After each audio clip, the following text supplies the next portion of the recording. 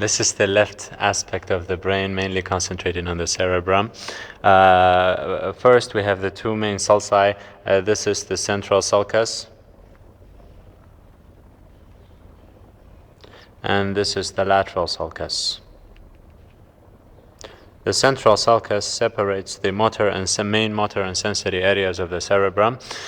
So lying in front of it is the precentral gyrus that is concerned with motor function of the body.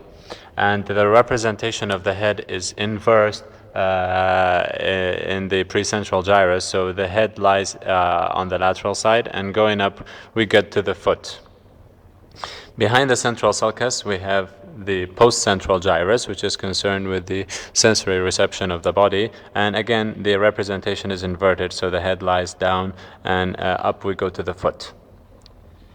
Then we have the lateral sulcus. The lateral sulcus is composed of an anterior horizontal part, an anterior ascending part, or ramus, or limb, and a posterior ramus.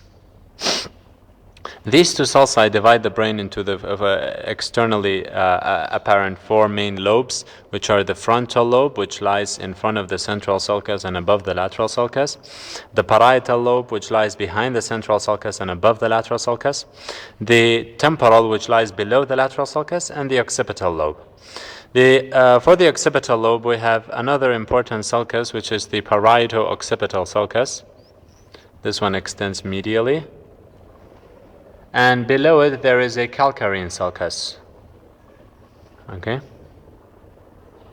So lying below them here mainly is the occipital sulcus.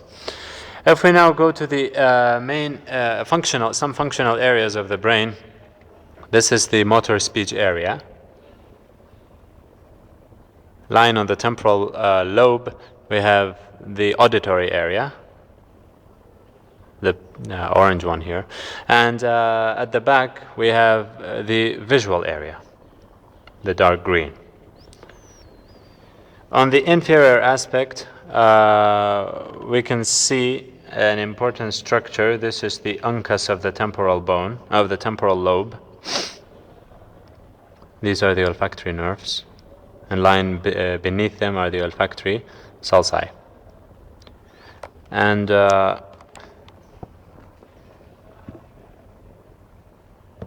I believe that's all in this sample.